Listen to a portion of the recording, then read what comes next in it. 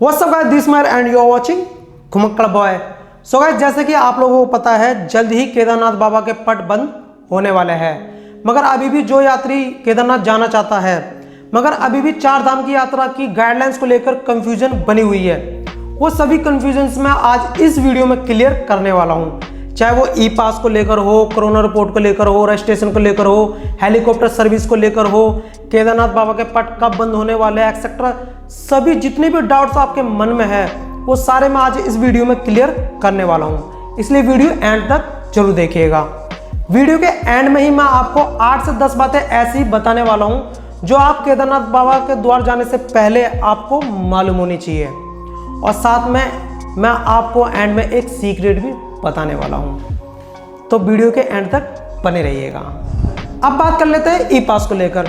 तो ई पास बनवाने की अब आपको जरूरत नहीं है। हाई कोर्ट ने ई पास को खारिज कर दिया है। अगर आप केदारनाथ आते हो तो आपको ई पास अब बनवाने की जरूरत बिल्कुल भी नहीं है। मगर हाँ, आपको रजिस्ट्रेशन जरूर करवाना होगा। जैसे हर बार रजिस्ट्रेशन होता है केदारनाथ आने से पहले, वो रजिस्ट्रेशन आपको करवाना होगा। रजिस्ट्रेशन करवाने के लिए आपको देहरादून स्मार्ट सिटी पोर्टल पर जाना होगा। उसका लिंक मैं नीचे डिस्क्रिप्शन में डाल दूंगा। आप वहां पर जाके अपना रजिस्ट्रेशन कर सकते हो। और ध्यान रखिएगा, अब है ना, लोगों की कोई क्वांटिटी नहीं है। अब आप अनलिमिटेड लोग वहां पर जा सकते हो। पहले क्या था, 1000 लोग या 2000 लोगों की एक दिन में एंट्री हो सकती थी, मगर अब अनलिमिटेड तक लोग जा सकते हो। मगर एक छोटी सी गाइडलाइन वहाँ के लिए है। अगर वहाँ के होटल, धर्मशाला या वहाँ के मंदिर के सभी प्रांगण अगर यात्रियों से भर जाते हैं तो आपको रास्ते में रोका जा सकता है। जैसे कि सोनप्रयाग में या गुप्तकाशी में कहीं भी आपको रोका जा सकता है, जब तक वहाँ से यात्रियों की जनसंख्या थोड़ी सी कम ना हो जाए। बस इतना ध्यान रखिएगा। एक बात और, अगर आप रजिस्ट्रेशन करवा रहे हो तो रजिस्ट्रेशन में वो वाली डेट डालिएगा जिस डेट पर आप उत्तराखंड में एंटर करोगे। वो वाली डेट मत डालिएगा जिस दिन आप अपनी जगह से निकलते हो या फिर जिस दिन आप रजिस्ट्रेशन कर रहे हो वो वाली डेट डाले। वो वाली डेट डालिएगा जिस डेट पर आप उत्तराखंड के अंदर एंटर करोगे। ओके, अब बात कर लेते हैं कोरोना रिपोर्ट को लेकर। तो हाँ, अभी भी आपको कोरोना की नेगेटिव रिपोर्ट चाहिए होगी। RT-PCR टेस्ट आपको करवा के लेके जाना होगा।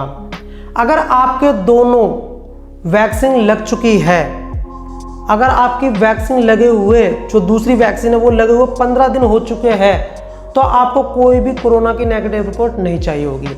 इसी की रिपोर्ट आप डाउनलोड करके लेके जा सकते हो, फिर आपको कोई भी कोरोना रिपोर्ट की जरूरत नहीं पड़ेगी। अगर आपकी दोनों वैक्सीन नहीं लगी है और सिर्फ एक ही वैक्सीन लगी है तो आपको RT-PCR टेस्ट की जरूरत पड़ेगी। आप ये चारों में से कोई से भी टेस्ट करवा के जा सकते हो। और ध्यान रखिएगा, आपकी रिपोर्ट की ये वैलिडिटी केवल 72 घंटों तक ही है। 72 घंटों तक ये वैलिड है। 72 घंटों के बाद अगर सपोज करो आपकी 72 घंटे वहाँ तक पहुँचते पहुँचते ख़त्म हो जाते हैं तो आप टेंशन मत लीजिएगा। वहाँ पर भी कैंप लगे हुए होते हैं, वहाँ पर रैपिड टेस्ट हो जाते हैं, वो भी 5 मिनट में, वो भी बिल्कुल फ्री।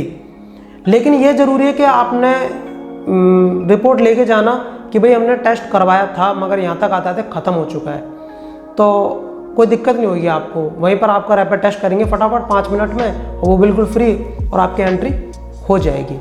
मगर टेस्ट जरूर करवा के लेके जाइएगा। अब बात कर लेते हैं हेलीकॉप्टर की सर्विस को लेकर। तो हेलीकॉप्टर की सर्विस भी चालू है।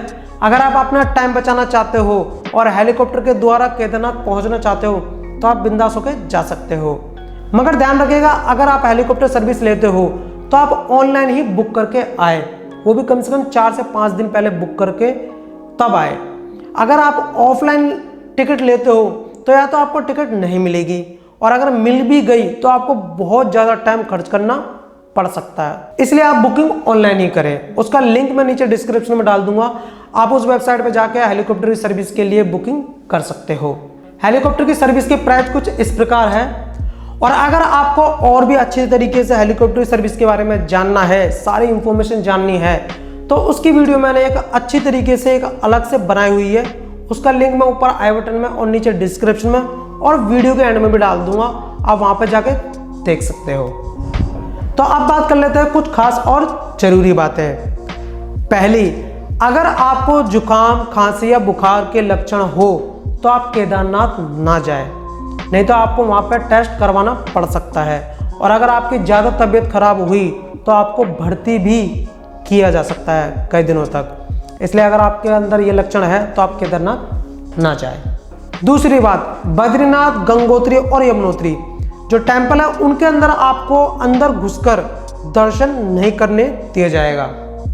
हाँ, आपको बाहर से ही दर्शन करने पड़ेंगे, मगर हाँ आप केदारनाथ के अंदर जाकर दर्शन कर सकते हो, मगर वहाँ भी आपको दूध चढ़ाने के लिए और प्रसाद चढ़ाने के लिए बिल्कुल मना है, ध्यान रखिएगा।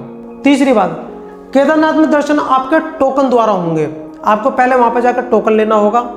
उस टोकन से आपको फ़ायदा ही है, आपको पता चल जाएगा कि आपका कितनी देर में नंबर आने वाला है, तो आपको लाइन में लगने की ज़रूरत नहीं पड़ेगी।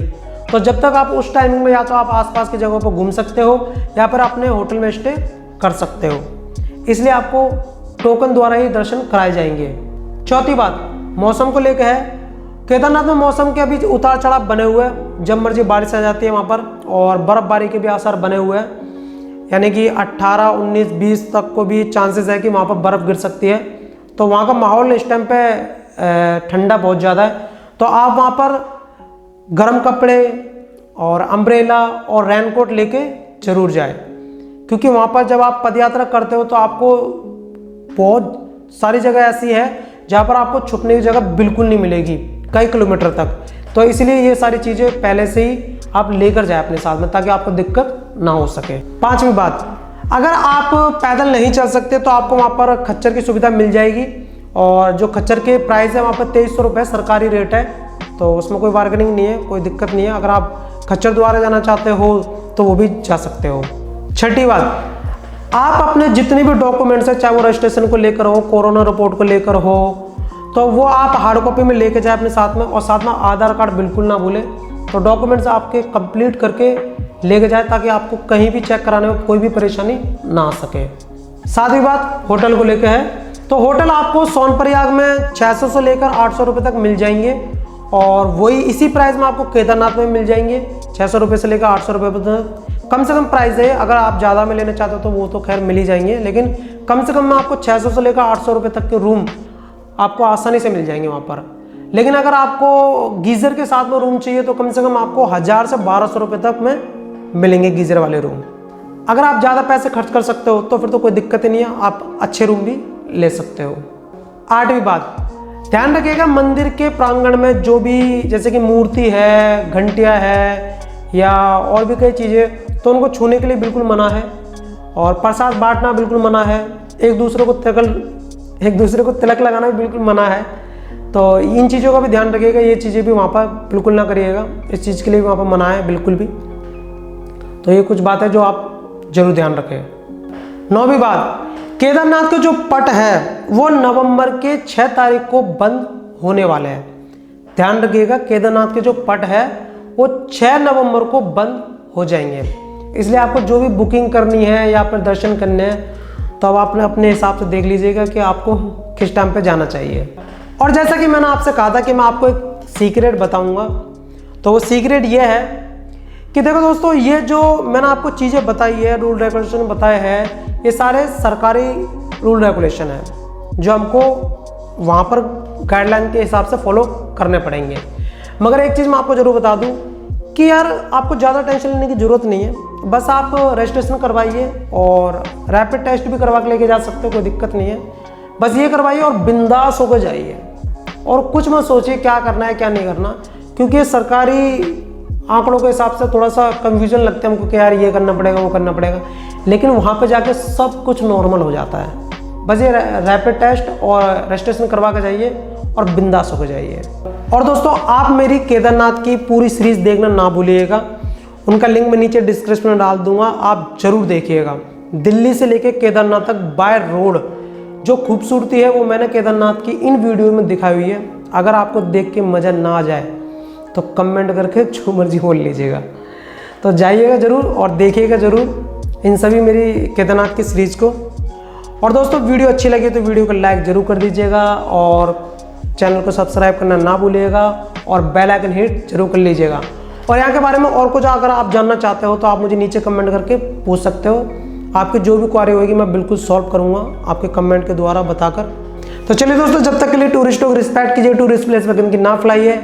मिलते हैं आपसे न्यू प्लेस के साथ और न्यू इन्फॉर्मेशन के साथ। Bye and keep travelling.